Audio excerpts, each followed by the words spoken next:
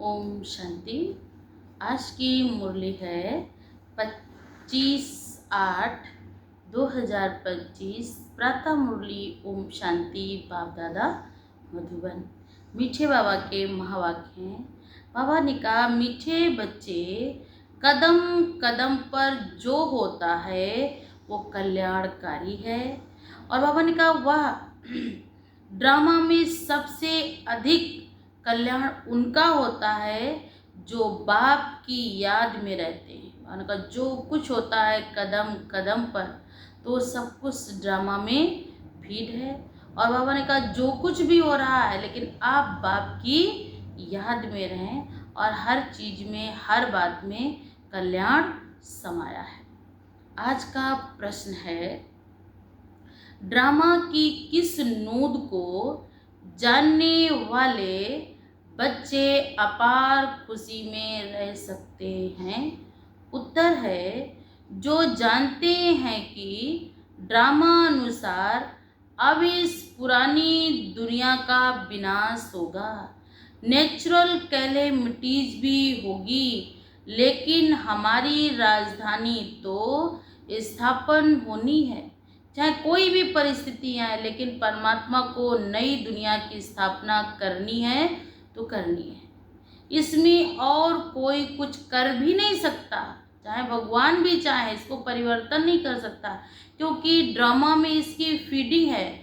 Drama में ये feed है कि ये दृश्य होना ही है। भवन का कुछ भी नहीं कोई कर सकता। भल अवस्थाएं नीचे ऊपर होती रहेंगी, कभी बहुत उमंग तो कभी ठंडे ठार हो जाएंगे, लेकिन बाबा ने कहा इसमें मूझना नहीं है। सभी आत्माओं का बाप भगवान हमको पढ़ा रहे हैं। हम इसी खुशी में रहें कि हमको पढ़ाने वाला स्वयं परमपिता परमात्मा है। तो बाबा ने कहा, इस खुशी में रहेंगे तो खुशी का कोई ठिकाना नहीं रहेगा। गीत है, महफिल में जल उठी समा परवानों के लिए। ओम शांति। मीठे मीठे नंबर वार पुरुषार्थ अनुसार चैतन्य परवानों को याद प्यार दे रहे हैं। बाबा ने कहा, नंबर वार पुरुषार्थ अनुसार चैतन्य परवाने जो हैं, तो बाबा ने कहा उनको बाप दादा याद प्यार दे रहे हैं। तुम सब हो चैतन्य परवाने। बाप को समा भी कहते हैं, परंतु उनको जानते बिल्कुल भी नहीं है। समा कोई बड़ी नहीं होती है बाबा ने कहा, लेकिन बिंदी है। किसकी भी बुद्धि में नहीं होगा कि हम आत्मा बिंदी हैं। हमारी आत्मा में सारा पार्ट भरा हुआ है। आत्मा और परमात्मा का नॉलेज और किसकी भी बुद्धि में बाबा ने कहा नहीं है। तो बाप समझाते, तुम बच्चों को ही बाप ने आकर समझाया है, आत्मा का रियलाइजेशन दिया है। आगे ये पता नहीं था कि आत्मा क्या है और परमात्मा क्या है। इसलिए देह अभिमान के कारण बच्चों में मोह भी है, विकार भी बहुत हैं।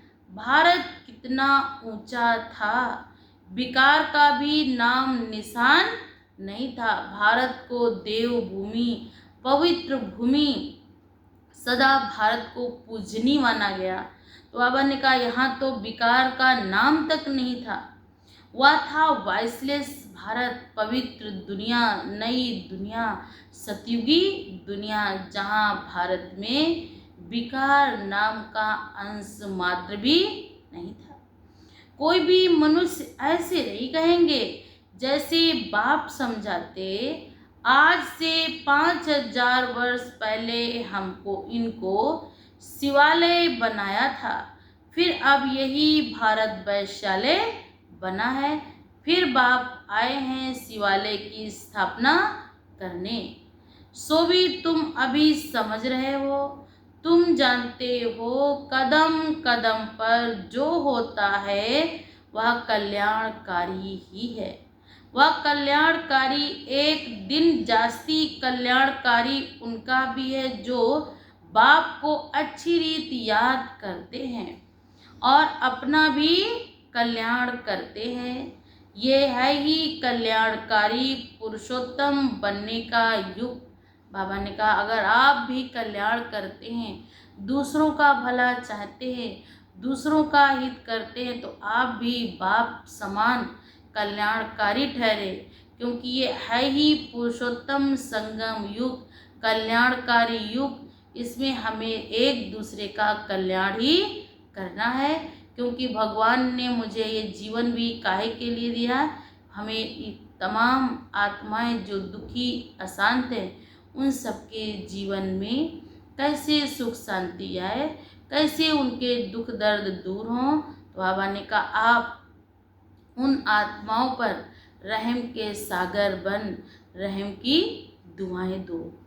फिर बाबा ने कहा जब भक्ति मार्ग शुरू होता है तो पहले पहले तुम ही हीरो का, बाबा ने कहा हीरे का लिंग बनाकर पूजा करते हो। द्वापर युग से जैसे ही भक्ति मार्ग शुरू हुआ तो बाबा ने कहा पहला पहला मंदिर जो बनाया गया ना, सोमनाथ में कहते हैं, जो इस समय है कहते गुजरात में है, तो सोने का मंदिर था और जो शिवलिंग बना हुआ था वो हीरे का था।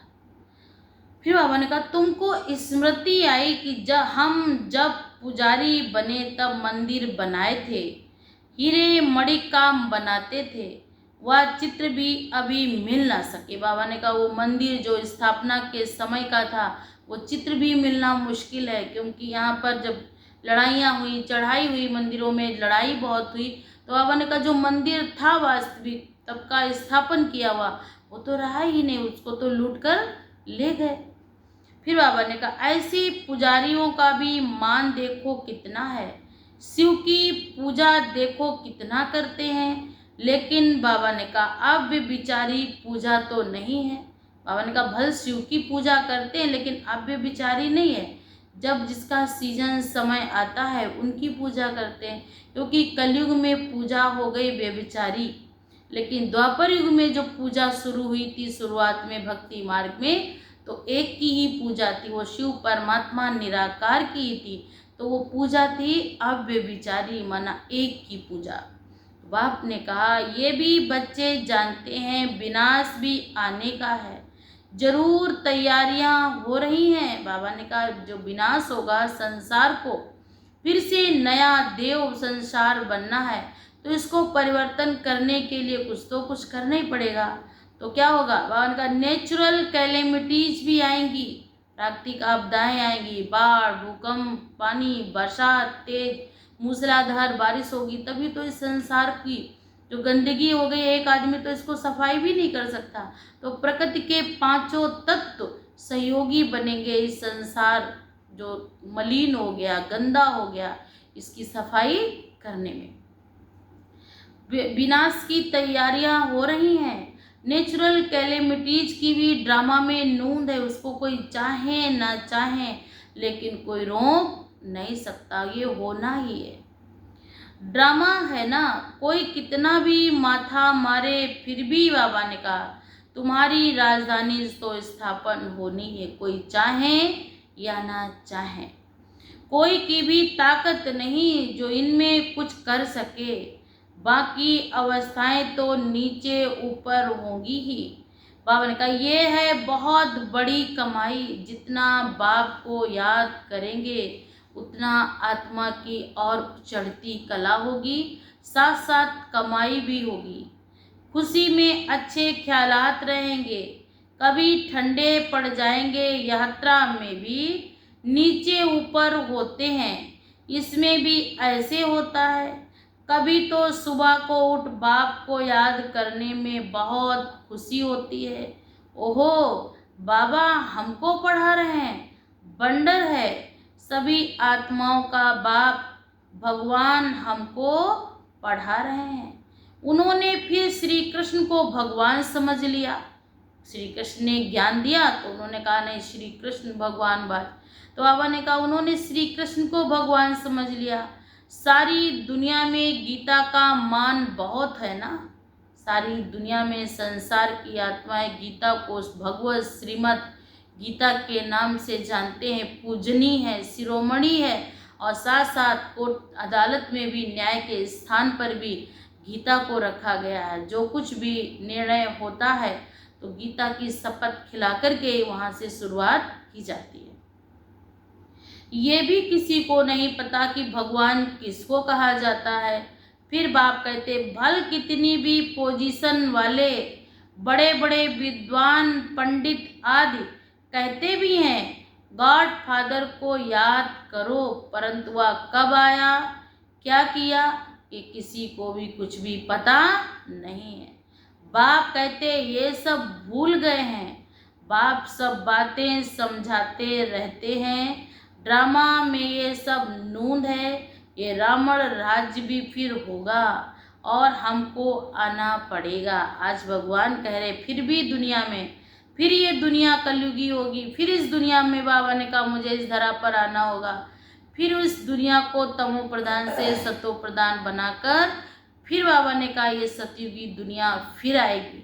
तो जब ये ड्रामा में फीड है कि 5000 वर्ष के बाद इस सृष्टि का महापरिवर्तन कराए, फिर ये नई दुनिया की रचना रचकर परमात्मा कहाँ जाते, परम धाम। फिर परमात्मा को जब दुखी अशांत तड़पती आत्माएं फिर पुकारती हैं तो परमात्मा को फिर कलयुग में आना पड़ता है लास्ट के समय में। और परमात्मा उन सब आत्माओं को पति से पावन बनाकर श्रेष्ठ ज्ञान सुनाकर उन आत्माओं में श्रेष्ठ बल भरकर श्रेष्ठ शक्तियाँ देकर उन्हें फिर बलशाली बनाकर उन्हें सतयुग में भेज देते हैं। ऐसे बाप ज्ञान तो सिर्फ एक ज्ञान है, सागर ही बतलाते हैं जिससे सदगति होती है। सिवाय बाप के और कोई सदगति कर ना सके। सर्व का सदगति दाता एक है। गीता का जो ज्ञान जो बाप ने सुनाया वह फिर प्रायः लोप हो गया। जो गीता का ज्ञान भगवान ने सुनाया था तो बाबा ने कहा वो तो लोप हो गया। ऐसे नहीं, ये ज्ञान कोई परंपरा से चला आता है। औरों के कुरान बाइबिल आदि चले आते हैं, विनाश नहीं हो जाते हैं, लेकिन तुमको जो ज्ञान अभी मैं देता हूँ इनका कोई शास्त्र नहीं बनता है। जो परमात्मा इस समय दिव्य शिक्षाएं, दिव्य ज्ञान, दिव्य शक्तियों से भरपूर कर रहा है, तो बाबा ने कहा इनका तो कोई भी शास्त्र नहीं है जो इनका बाद में गायन पूजन बंधन होगा। ये ज्ञान तो धीरे धीरे जैसे जैसे समय करीब आएगा और ये ज्ञान प्रायः लोप हो जाएगा। ये परंपरा अनादि नहीं है। बाबा ने कहा ये तो तुम लिखते हो फिर खत्म कर देते हो। ये तो सब नेचुरल जलकर खत्म हो जाएंगे, इसमें किसी को कोई मेहनत करने की जरूरत ही नहीं, क्योंकि बाबा ने कहा ये नेचुरली है। ये ज्ञान जल कर के बाबा ने कहा ये सब क्या हो जाएगा, भस्म हो जाएगा। बाप ने कल्प पहले भी कहा था, अभी भी तुमको कह रहे हैं, ये ज्ञान तुमको मिलता है फिर प्रारब्ध जाकर पाएंगे। अभी तो ज्ञान में मेहनत है, पढ़ाई में मेहनत है, लास्ट में फिर इस ज्ञान की प्राप्ति होगी। बाबा ने कहा फिर प्रारब्ध के रूप में आपके पास आएगी, फिर इस ज्ञान की दरकार नहीं रहती है। भक्ति मार्ग में सब शास्त्र हैं। बाबा तुमको कोई गीता पढ़कर नहीं सुनाते हैं, वो तो ज्ञान का सागर है। वो कोई किताब पुस्तक से आपको ज्ञान नहीं देते। परमात्मा तो ज्ञान का भंडार है, ज्ञान का सागर है। उसके लिए तो कहते हैं सागर को स्याही बना दो, जंगल को कलम बना दो, धरती माँ को कागज बना दो। स्वयं ज्ञान की देवी माँ सरस्वती भी अगर उनके गुण लिखें तो वो भी लिख नहीं सकती, क्योंकि परमात्मा अथाह है, उसका कोई था नहीं संसार में। इसीलिए कहते हो ज्ञान का सागर है, प्रेम का सागर है, आनंद का सागर है। राजयोग की शिक्षा देते जिसका भी भक्ति मार्ग में शास्त्र बनते हैं, तो अगड़म बगड़म कर देते हैं। शास्त्र तो बनाते हैं लेकिन इधर की बात उधर लगा देते। जो सिस्टम चलाया, जो सर्कल बना, उसको इधर के उधर करने से सारा गड़बड़ हो गया। बाबा ने कहा तो मूल बात है कि गीता का ज्ञान किसने दिया, उनका नाम बदली कर दिया और कोई के भी नाम बदली नहीं किए हैं। सबके मुख्य धर्म शास्त्र है ना, इसमें मुख्य डिटिज्म, इस्लामिज्म, बुद्धिज्म। बल करके कोई कहते हैं कि पहले बुद्धिज्म है, पीछे इस्लामिज्म है। बोलो, इन बातों से गीता का कोई ताल्लुक नहीं है। हमारा तो काम है एक बाप से वर्षा लेने का। बाप कितना अच्छी रीति समझाते हैं, ये है ही बड़ा झाड़।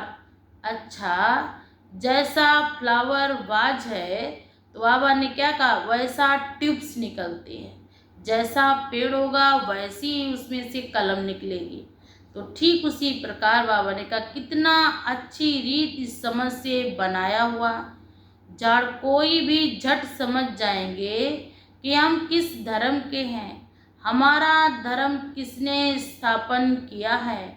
ये दयानंद, अरविंद घोष आदि तो अभी होकर गए हैं, वो लोग भी योग आदि सिखलाते हैं। ये सब बाबा ने कहा ज्ञान तो नाम निशान भी नहीं रहेगा, लेकिन यही राजयोग बाबा ने कहा शास्त्र बनकर आएंगे। लेकिन बाबा ने कहा राजयोग की बातों को अगड़म बगड़म कर दिया है। लेकिन राजयोग अगर यथार्थ रीत आत्मा अगर इसको याद करे, सुने, पढ़े एकाग्र मन से, तो परमात्मा ने कहा वो आत्माएं स्वतः स्वर्ग में चली जाएंगी, कोई चाहे या ना चाहे। लेकिन राजयोग का अभ्यास, राजयोग की पढ़ाई जो परमात्मा बैठ पढ़ाते, सिर्फ उसको पढ़ते रहना है। ये भी सब ड्रामा में नूंद है, फिर भी होगा 5000 वर्ष के बाद।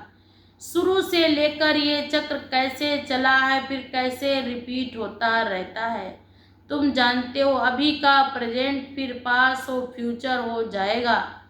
पास्ट प्रेजेंट फ्यूचर, जो पास्ट हो गया वह फिर फ्यूचर होगा। इस समय तुमको नॉलेज मिलती है, फिर तुम राजाई लेते हो। इन देवी देवताओं का राज्य था ना उस समय, और कोई का कोई राज्य नहीं था, केवल भारत में एक ही राज्य था, आदि सनातन देवी देवता धर्म। ये भी एक कहानी मिसल बताओ, बड़ी सुंदर कहानी बन जाएगी। लॉन्ग लॉन्ग 5000 वर्ष बाद ये भारत सतयुग था, कोई धर्म नहीं था, सिर्फ देवी देवताओं का ही राज्य था। उनको सूर्यवंशी कहा जाता है। लक्ष्मी नारायण का राज्य चला है 1250 वर्ष। फिर उन्होंने राज्य दिया है दूसरे भाइयों को, क्षत्रियों को, फिर उनका राज्य चला है 1250 वर्ष। फिर बाबा ने कहा धीरे धीरे ऐसे ऐसे सीढ़ी नीचे उतरती आए, और हर बाबा ने कहा हर युग की बाबा एज भी बाबा ने कहा 1250 वर्ष उनका धर्म चला। फिर तुम और कोई बातों को समझा नहीं सकते हो, तो बाप ने आकर समझाया है। जो अच्छी रीति पढ़े हैं वह फिर सूर्यवंशी बनेंगे, और जो फेल हुए हैं उनका नाम क्षत्रिय पड़ा है। बाकी लड़ाई आदि की कोई बात नहीं है। बाबा कहते बच्चे तुम मुझे याद करो तो तुम्हारे विकर्म विनाश हो जाएंगे। तुम्हें विकारों पर जीत पानी है। बाप ने ऑर्डिनेंस निकाला है, जो काम पर जीत पाएंगे वही जगत जीत बनेंगे। पीछे आधा कल्प बाद फिर वाम मार्ग में गिरते रहते हैं। फिर बाबा ने कहा द्वापर युग से वो धीरे धीरे आत्माएं वाम मार्ग में गिरना शुरू हो जाएंगी। राम राज्य और रावण राज्य आधा आधा है ना, उनकी कहानी बैठ बनानी चाहिए। फिर क्या हुआ, फिर क्या हुआ, यही सत्यनारायण की कहानी है। सत्य तो एक ही बाप है जो इस समय आकर सारे आदि मध्य अंत को बाबा ने कहा तुमको नॉलेज दे रहे हैं। मनुष्य तो बाप को ही नहीं जानते। जिस ड्रामा में एक्टर हैं उनके क्रिएटर डायरेक्टर आदि को नहीं जानते तो बाकी कौन जानते होंगे, तो बाकी कौन कौन जानेंगे भी। अभी तुमको बाप बैठ बताते हैं ड्रामा अनुसार, ये फिर भी ऐसे होगा। बाप आकर तुम बच्चों को फिर पढ़ाएंगे, यहाँ दूसरा कोई आ ना सके। बाप कहते हैं मैं बच्चों को ही पढ़ाता हूँ, कोई नए को यहाँ बिठा नहीं सकते। इंद्रप्रस्थ की कहानी है ना कि नीलम परी पुखराज परी नाम है ना, तुम्हारे में भी कोई हीरे जैसा रतन। देखो रमेश ने ऐसी बात निकाली प्रदर्शनी की जो सबका विचार सागर मंथन हुआ। हीरे जैसा काम किया ना। कोई कोई पुखराज हैं तो कोई क्या हैं, कोई तो बिल्कुल कुछ भी नहीं जानते। ये भी जानते हो कि राजधानी स्थापन होती है, फिर उनमें राजाएं रानियां आदि सब चाहिए। तुम समझते हो हम ब्राह्मण श्रीमत पर पढ़ पढ़कर विश्व के मालिक बनते हैं। कितनी खुशी होनी चाहिए कि हम आत्माएं ये ज्ञान सुनकर ज्ञान को पढ़कर हम आत्माएं विश्व के मालिक बनेंगे।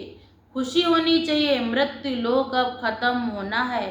बाबा तो अभी ही समझाते रहते हैं कि हम जाकर बच्चा बनेंगे। बाबा का ब्रह्मा बाबा को बार बार समझाते कि तुम्हारा जन्म ये कोई सदाक नहीं, अब आप जाकर सतयुग में क्या बनोगे, जाके मिचनू बच्चा बनोगे, जाके छोटा बच्चा बनोगे, जाके ये नहीं सोचो मैं इतना बड़ा हो गया हूँ, नहीं। बाबा ने कहा सतयुग में जब नया जन्म होगा तो बाबा ने कहा वहाँ पर आप प्रिंस प्रिंसेस छोटा सा मिचनू बच्चा बनेंगे। चलन भी बदल जाती है। ऐसे भी वहाँ जब बूढ़े होंगे तो समझेंगे ये वानप्रस्थ शरीर है, हम छोड़ किशोर अवस्था में चले जाएंगे। बचपन बाबा ने कहा बचपन है, सतो प्रधान अवस्था। लक्ष्मी नारायण तो युवा है ना।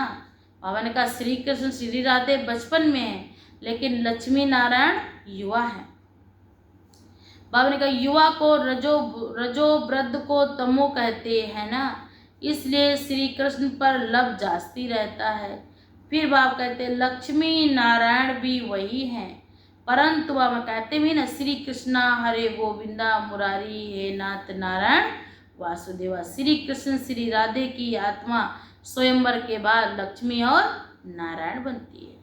नारायण भी वही है, परंतु मनुष्य ये बातें जानते नहीं।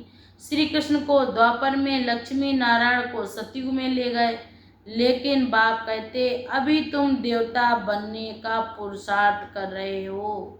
बाबा ने कहा अभी तुम कौन सा पुरुषार्थ कर रहे हो, देवी और देवता बनने का। बाप कहते कुमारियों को बहुत खड़ा हो जाना चाहिए। कुंवारी कन्या, अधर कुमारी, दिलवाड़ा आदि में भी मंदिर हैं, ये तुम्हारे ही एक्यूरेट यादगार हैं। वह जड़ हैं और आप चैतन्य हो। फिर बाप कहते तुम यहाँ चैतन्य में बैठे हो और भारत को स्वर्ग बना रहे हो। फिर बाबा ने कहा मूल वतन, इस सूक्ष्म वतन कहाँ है, ये बातें अभी बाप बैठ समझाते।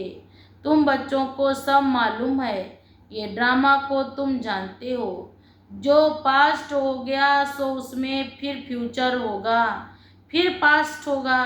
तुमको कौन पढ़ाते ये समझाना बहुत बावन का क्या है, बहुत इजी है कि हमको भगवान बैठ पढ़ाते।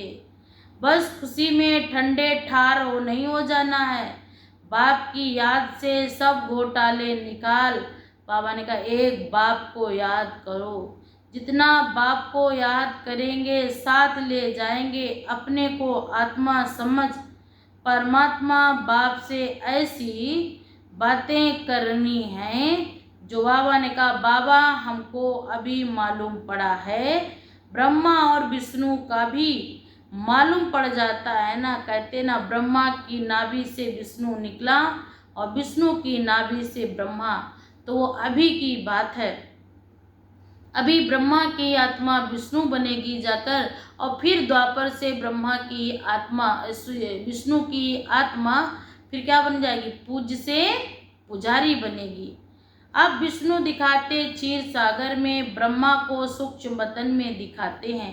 वास्तव में ये है विष्णु तो वह राज्य करने वाला।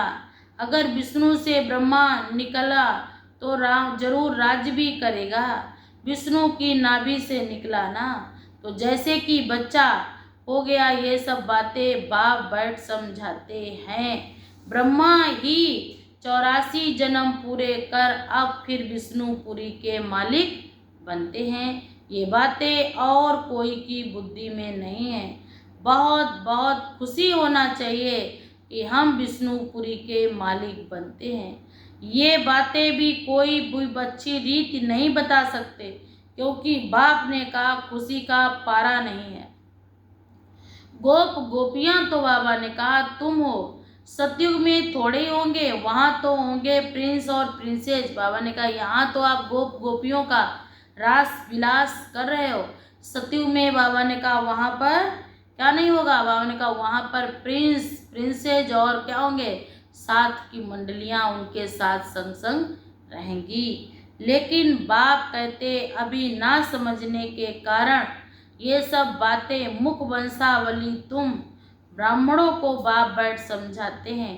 क्रिमिनल आई हो ना सके, अगर है भी तो बाबा ने कहा माया से हार खानी पड़ेगी। बाप कहते भी हैं अभी तक जो कुछ पढ़ा लिखा है उसे ही भूलो, नया तो बनाने की कोई जरूरत ही नहीं।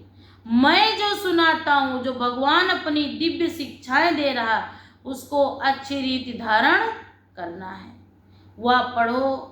सीढ़ी तो बहुत फर्स्ट क्लास है ना। सारा मदार एक बात पर है, गीता का भगवान कौन है? श्री कृष्ण को भगवान कह नहीं सकते। फिर बाप कहते कि बाबा ने कहा कि वहाँ पर भी उनको सांवरा ही बनाया है, श्याम सुंदर कहते हैं। इस समय आत्मा उनकी श्याम थी, लेकिन जब परमात्मा बाप आए, उन आत्माओं को ज्ञान देकर, उनको प्यार से समझाकर, तो श्याम से फिर क्या बन गई? सुंदर। सांवरा कर देते। कोई कोई हिसाब किताब ही नहीं, रामचंद्र को भी काला कर देते। बाप कहते काम चिता पर बैठने से काले पड़ गए। आज आत्माएं तो सब काम चिता पर बैठी हैं। तुम सब ब्राह्मण हो। अभी तुम अच्छी रीत इन बातों को धारा कर, बाप कहते विचार सागर मंथन कर, युक्तियां निकालो कैसे हम घर से बाहर निकालें। जगाएंगे भी, फिर भी ड्रामा अनुसार ड्रामा बड़ा है, धीरे धीरे चलता ही रहता है। अच्छा मीठे मीठे सिकिल्दे बच्चों प्रति माता पिता बाप दादा का याद प्यार और गुड मॉर्निंग। रूहानी बाप की रूहानी बच्चों को नमस्ते। हम सब रूहानी बच्चों की तरफ से रूहानी माता पिता बाप दादा का याद प्यार और गुड मॉर्निंग। नमस्ते बाबा नमस्ते। आज धारणा के लिए मुख्य सार है नंबर 1, सदा इसी स्मृति में रहना है कि हम गोपी बल्लभ की गोप गोपियां हैं। इसी स्मृति में सदा खुशी का पारा चढ़ा है कि हम गोपी बल्लभ की पवित्र गोप और गोपियां हैं। नंबर 2, अभी तक जो कुछ पढ़ा है उसे भूल से भूल बाप जो सुनाते हैं वही पढ़ना है। हम भाई बहन हैं, इस स्मृति से क्रिमिनल आई को खत्म करना है, माया से हार नहीं खानी है। वरदान है सेवा द्वारा योग युक्त स्थिति का अनुभव करने वाले अनुभवी सेवाधारी भव। आज का भावार्थ है ब्राह्मण जीवन में सेवा का जीवन माया से जिंदा रखने का श्रेष्ठ साधन है। यो सेवा योग युक्त होकर होती है ना। लेकिन बाबा ने कहा लेकिन मुख से सेवा नहीं सुनते, सुने हुए मधुर बोल का स्वरूप नहीं बन सकते, तो सेवा निस्वार्थ कैसे करेंगे। जब हम परमात्मा के दो शब्द नहीं सुन सकते, दो शब्द नहीं बोल सकते, तो बाप कहते हैं निस्वार्थ सेवा कैसे कर सकते हैं। त्याग तपस्या से स्वरूप से सेवा करना, हद की कामनाओं से परे सेवा करना, इसको कहा जाता ईश्वरी सेवा। रूहानी नशा, मुख से सदा मन से सेवा करना है, अर्थात मन मना भाव। मन से सेवा करना अर्थात मन मना भाव। आज का स्लोगन है आकृति का को ना देख, निराकार बाप को देखेंगे तो आकर्षण मूर्त बन जाएंगे। आज अव्यक्त इशारे हैं, राजयोगी बनना है तो परमात्म प्यार के अनुभवी बनो। जैसे बाबा ने कहा आज बाप दादा बच्चों से इतना प्यार है, जो समझते हैं हर एक बच्चा, जो समझते हर एक बच्चा मेरे से भी आगे हो, दुनिया में मेरे से भी आगे इसका नाम हो, दुनिया से भी आगे इसका संसार में इस आत्मा को जाना जाए एक श्रेष्ठ मनुष्य आत्मा के रूप में। तो बाबा ने कहा उससे ज़्यादा प्यार करना होगा। जितना जितना हम उस बाप को याद करेंगे, उतना उस बाप की परमात्मा पिता की दुआएं मेरे साथ होंगी। यही प्यार की निशानी है। और बाप दादा भी कहते हैं मेरे बच्चों को अब मैं कोई भी कमी नहीं छोड़ेंगे। संपूर्ण पवित्र, संपूर्ण संपन्न, संपूर्ण परमात्म प्यार पर फिदा होने वाले बाबा ने कहा सहयोगी आत्मा बन जाएंगे। जब हमारा संपूर्ण प्यार उस परमात्मा पर होगा, उस जगत नियंता पर होगा, ऐसी समाज के अंदर श्रेष्ठ से श्रेष्ठ हमारी शुभ भावनाएं, हमारी शुभ कामनाएं उन तक जाएंगी और उन आत्माओं के भी मन और बुद्धि बदलेंगे। ऐसी दिव्य आत्मा मिलने के लिए और साथ साथ ऐसा दिव्य ज्ञान देने वालों के लिए भी उस परमात्मा की तरफ से बहुत बहुत बहुत तहे दिल से बाबा ने कहा उनको दुआएं प्राप्त हों और साथ साथ उन आत्माओं का भी भला हो। ऐसी मेरी सोच पवित्र रखनी है, तो साथ साथ उनके बहाने मेरा भी भला होगा, क्योंकि मेरे मुख से सदैव पवित्र बोल ही निकलेंगे। अच्छा, ओम शांति।